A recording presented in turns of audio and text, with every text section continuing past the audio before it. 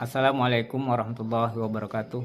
Kepada yang terhormat Bapak Ibu dosen penguji ujian kinerja, perkenalkan nama saya Muhammad Indrafani SHI, NIM 818702132511130, mahasiswa PPG tertentu tahap 2 tahun 2025, program studi pendidikan agama Islam di LPTK Universitas Islam Negeri Said Ali Rahmatullah Tulungagung.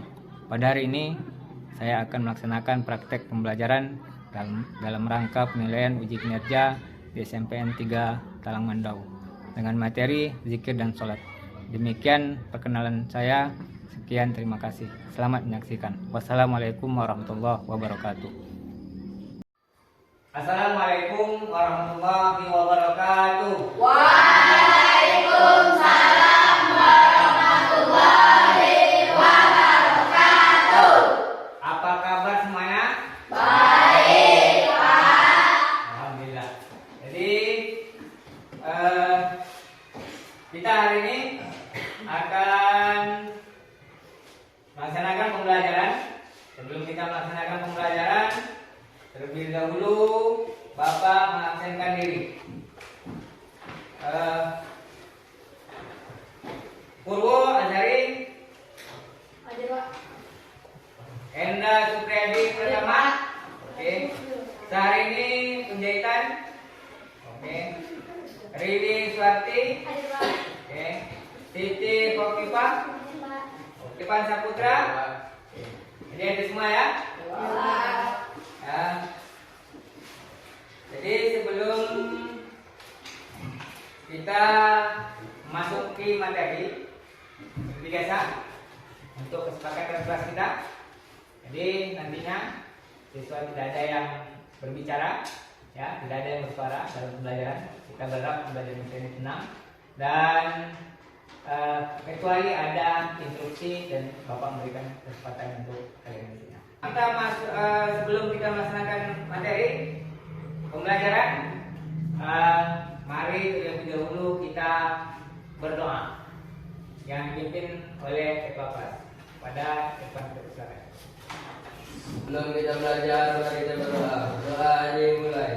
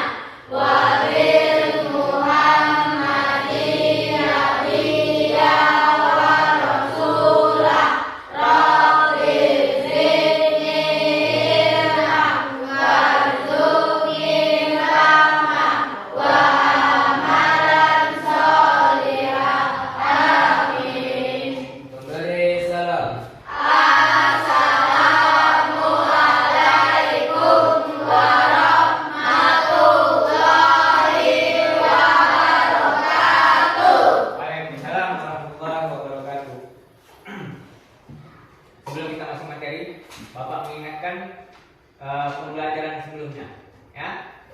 Pembelajaran kita sebelumnya itu tentang beriman kepada kitab-kitab Allah.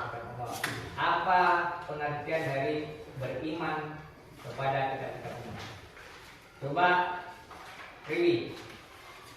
Adalah meyakini dan mempercayai dengan sepenuh hati bahwa Allah menunjukkan kitab-kitab kepada para rasulnya sebagai pedoman hidup bagi umat manusia. Oke, bahwasanya pengertian iman kepada kitab-kitab Allah adalah meyakini sepenuh hati apa yang diturunkan oleh Allah Subhanahu wa taala berupa kitab-kitab sebagai pedoman bagi Manusia.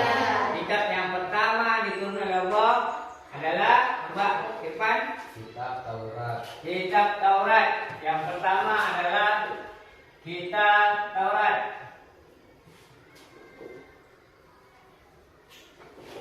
Ya, diturunkan kepada Nabi siapa? Musa. Nabi Musa alaihissalam. Yang kedua kitab apa? Zabur. Kitab Zabur.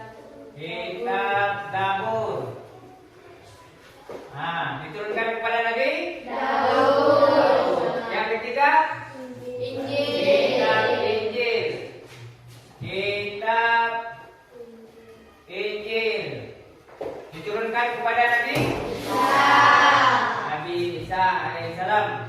Yang keempat, kitab Al-Quran diturunkan kepada Nabi Muhammad SAW, pedoman hidup bagi umat Islam. Inilah pelajaran kita minggu yang lalu tentang beriman kepada kitab-kitab Allah, yaitu empat kitab yang wajib kita yakini. Sebelum masuk ke materi, ada sedikit Bapak mau membagikan kelompok, ya. Nah, kita buat 4 kelompok. Ini kelompok A, ini kelompok B, ini kelompok C, dan yang belakang kelompok D. Kita masuk materi, bisa kita lihat materi kita, apa yang harus kita pelajarin hari ini, yaitu tentang sholat dan zikir.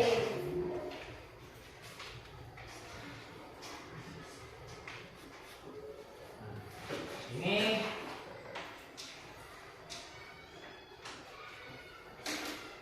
kedudukan sholat. Sholat adalah tiang agama, ya. Sholat adalah tiang agama. Mengapa dikatakan tiang agama? Karena sholat adalah dasar fondasi dalam kehidupan agama. Jadi kita melaksanakan agama, jadi sholat inilah sebagai fondasinya. Dan sholat adalah sebagai tiang agama karena amal pertama kali dihisab nantinya di akhirat adalah sholat. Karena itu menjadi tiang agama. Yang kedua, sholat menjadi tiang agama. Dari sholatlah mencegah perbuatan keji dan mungkar. Perbedaan yang kedua, perbedaan muslim dan non-muslim. Jadi perbedaan orang muslim dengan non-muslim adalah letaknya di sholat dalam pelaksanaan ibadah. Kita sebagai muslim itu wajib melaksanakan sholat. Kalau non-muslim tidak ada pelaksanaan sholatnya. Dan kalau ibadah lain di agama lain pun ada, seperti puasa mereka ada. Melakukan kebaikan, perintah kebaikan, mereka ada. Tapi dalam pelaksanaan sholat, cuma di agama Islam lah yang ada perintahnya oleh Allah SWT.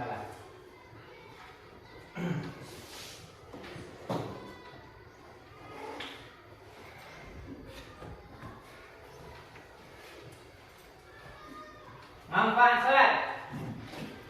Manfaat sholat adalah mendekatkan diri kepada Allah. Jelas orang yang beribadah kepada Allah, kita akan terasa dekat dan Allah pun senang dan dekat dengan kita. Ya. Melatih disiplin waktu, jelas karena setiap sholat itu ada waktu-waktunya. Sholat zuhur ada waktunya, sholat asar ada waktunya, sholat maghrib ada waktunya, sholat isya ada waktunya, dan sholat subuh ada waktunya. Dan itu dah diatur. Karena dengan kita mengikuti perintah sesuai dengan aturan pelaksanaan sholat, berarti kita sudah mendisiplinkan diri. Menjaga diri dari perbuatan keji dan mungkar. Orang yang melaksanakan sholat akan terhindar dari perbuatan jahatnya, perbuatan kejinya, perbuatan yang tidak baiknya.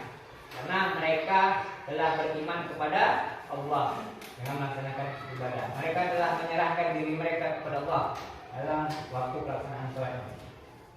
Menjaga kesehatan tubuh. Ya, menjaga kesehatan tubuh dalam pergerakan sholat itu sama kita melatih tubuh kita untuk menjadi sehat karena kita bergerak seperti olahraga ini. Cuma dalam pergerakannya ada ketentuan-ketentuan yang telah disyariatkan.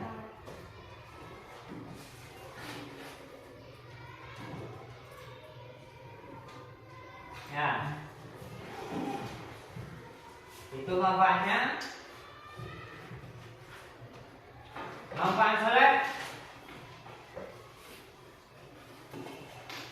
Ya, mendekatkan diri kepada Allah, melatih disiplin waktu. Ini yang telah kita jelaskan tadi.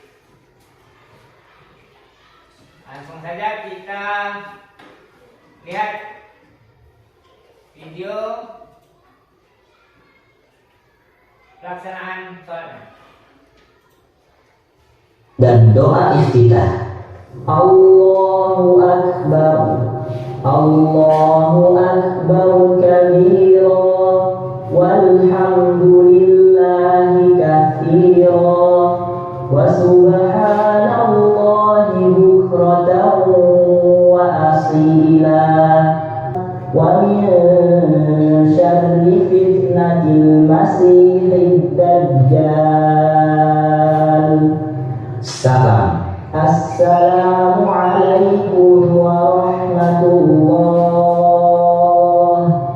Assalamualaikum warahmatullah.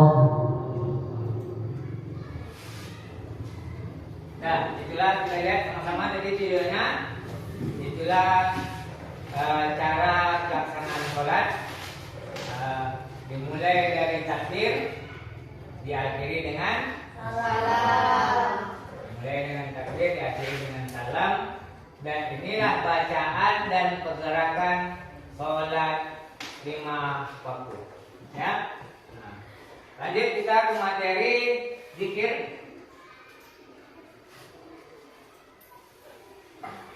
Apa itu zikir? Zikir dengan arti mengingat Allah dengan menyebut namanya. Ketika kita menyebut nama Allah, berarti kita telah berzikir. Apa bacaan zikir? Yang biasa kita baca yaitu Subhanallah, Alhamdulillah, Allahu Akbar, La ilaha illallah, Astagfirullah. Ini salah satu di antaranya bacaan zikir. Bacaan zikir itu banyak, ya. Membaca Al-Quran pun termasuk zikir. Yang jelas mengingat Allah itu adalah bagian dari zikir.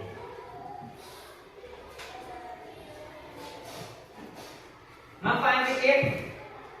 Ketika kita berzikir, apa manfaatnya? Nah, yang pertama menenangkan hati. Ya, orang yang merasa gelisah ketika dia melaksanakan zikir, maka hatinya akan tenang. Orang yang galau, kalau dia melakukan zikir, hatinya akan tenang. Yang kedua, menguatkan iman. Ya, nah, kita sebagai umat Islam yang beriman, ketika kita melakukan zikir, bertambah kuat imannya, bertambah rajin dia melaksanakan ibadahnya. Nah, karena itu ada anjuran untuk mengingat Allah. Ya, yang ketiga apa manfaatnya? Melatih kesabaran.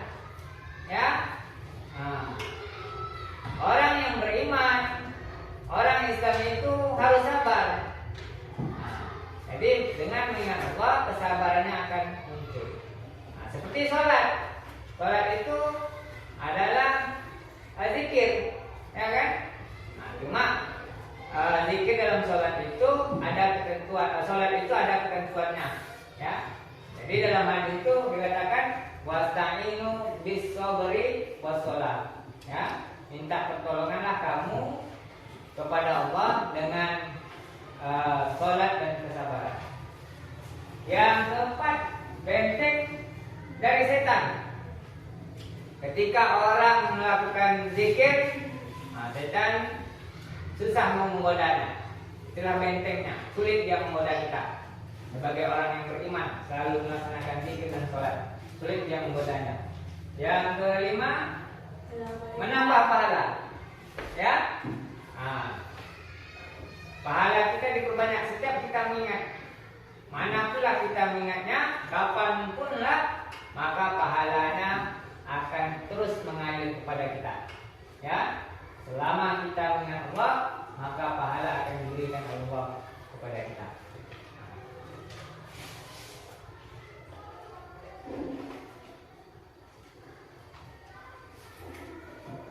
Hubungan sholat dan zikir.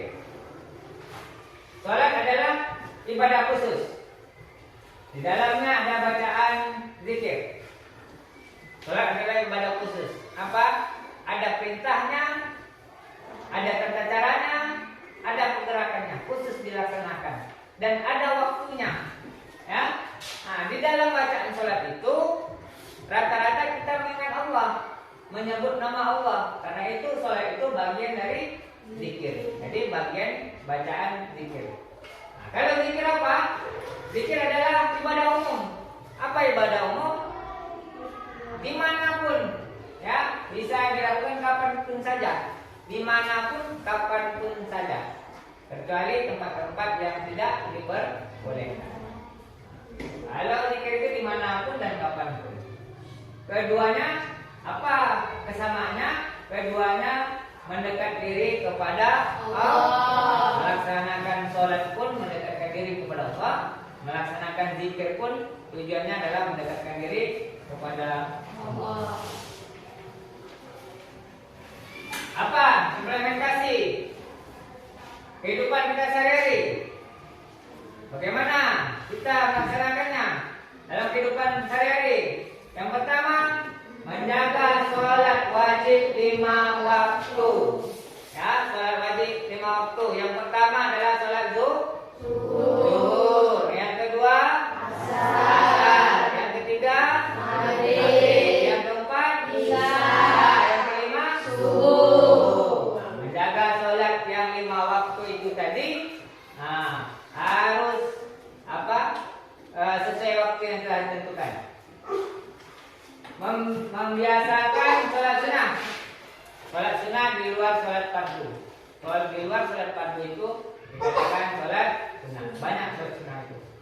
Membaca zikir pagi dan petang. Ya, ada zikir pagi dan petang. Kita baca. Membiasakan tasbih, tahmid, tahlil dan takbir. Seperti tadi, tasbih apa? Tasbih Subhanallah. Tahmid Alhamdulillah.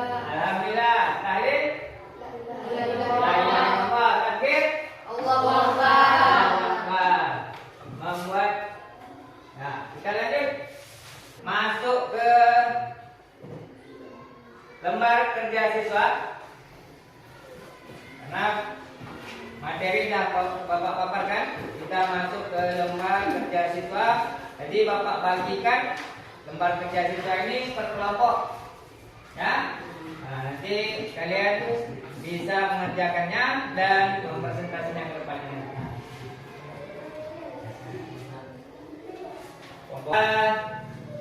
Biar agak segar lagi, kita laksanakan SBG-nya. Ya, sebelum kita mengerjakan RKPD, kita laksanakan SBG-nya. Semuanya berdiri.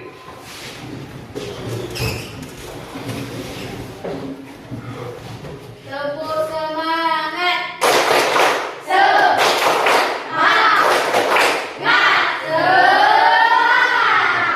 Oke, terima kasih. Oke, itu pertanyaan dari materi kita dan lanjut kerjakan LKPD-nya.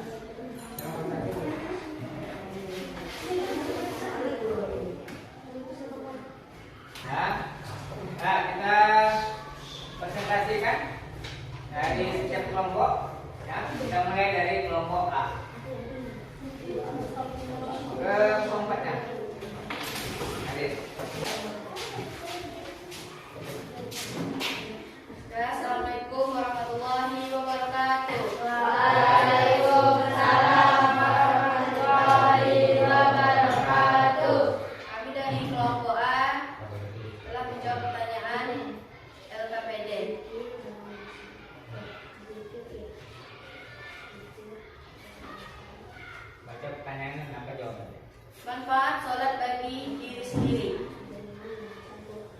menggugurkan dosa dan kesalahan, meningkatkan kualitas ketakwaan.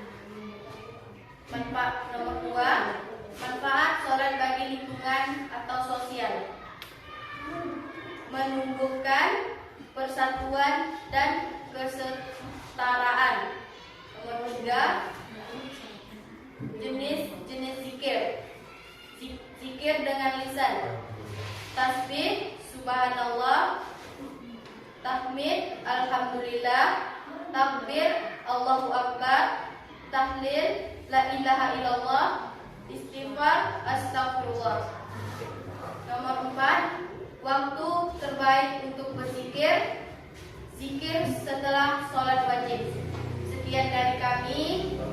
Assalamualaikum warahmatullahi wabarakatuh.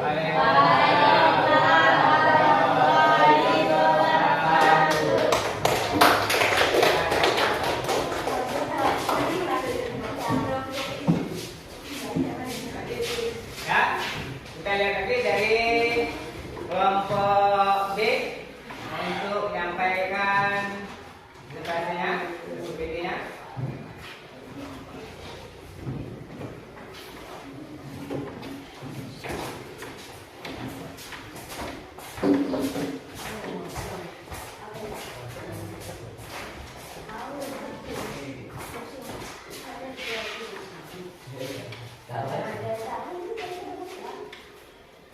Assalamualaikum warahmatullahi wabarakatuh.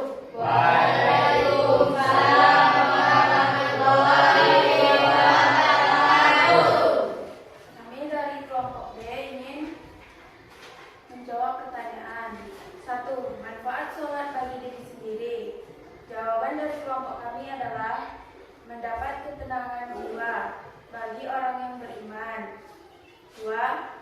Menjadi kunci keberuntungan dunia dan akhirat. Pertanyaan nomor 2, manfaat sholat bagi lingkungan atau sosial: menguatkan komunikasi dan kepedulian. Nomor 3, jenis-jenis zikir. Zikir dengan hati adalah tingkatan yang lebih tinggi. Nomor 4, waktu terbaik untuk berzikir di waktu pagi dan petang. Wassalamualaikum warahmatullahi wabarakatuh. Waalaikumsalam warahmatullahi wabarakatuh.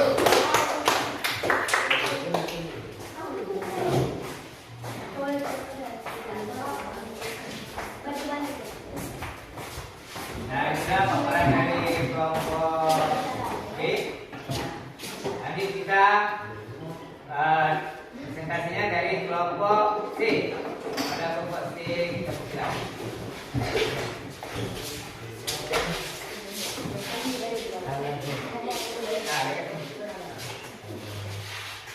Assalamualaikum warahmatullahi wabarakatuh.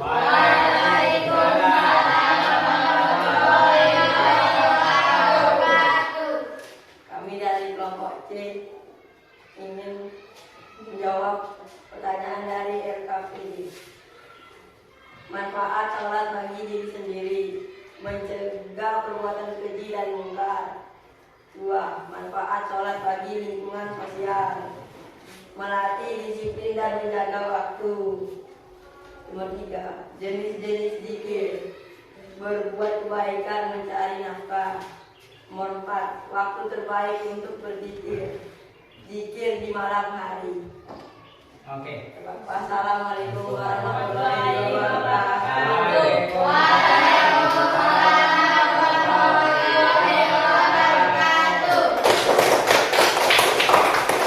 Nah, itu dari paparan dari kelompok C.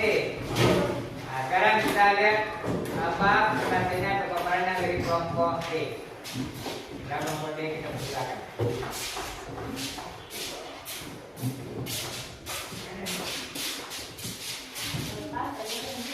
Assalamualaikum warahmatullahi wabarakatuh. Waalaikumsalam warahmatullahi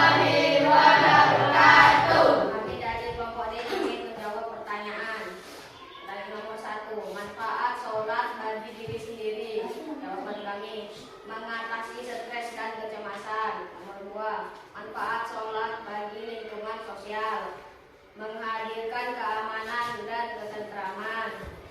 3. Jenis-jenis zikir. Zikir dengan lisan dengan membaca Al-Quran. 4. Waktu terbaik untuk berzikir. Zikir di hari Jumat dan di bulan Ramadan. Wassalamualaikum warahmatullahi wabarakatuh. Waalaikumsalam warahmatullahi wabarakatuh.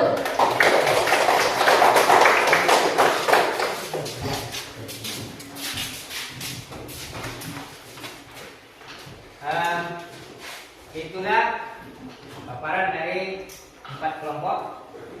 Alhamdulillah bagus semua, dari kelompok A, kelompok B, kelompok C dan kelompok B. Ya, semuanya bagus dan Bapak mengulang lagi. Ibaratnya zikir itu, sholat itu adalah sebagai tiang agama, dan zikir itu adalah mengingat Allah. Nah itu kita selalu melaksanakan sholat 5 waktu dengan istiqomah dan mengucapkan zikir dimanapun kita berada.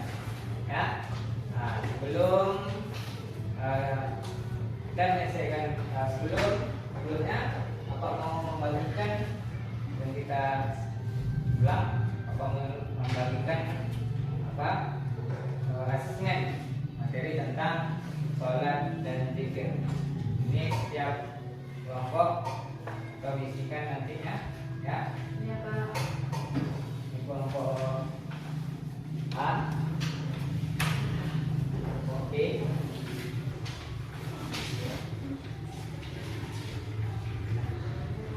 nah, ini yang nanti kita kerjakan. Dan untuk materi hari ini Bapak anggap selesai, ya. Nah, jadi sebelum kita sudahi materinya, Bapak minta untuk Irfan memimpin doa.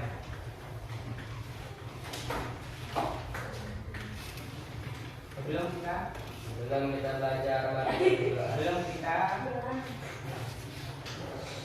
sebelum kita pulang, mari kita berdoa. Bismillahirrahmanirrahim.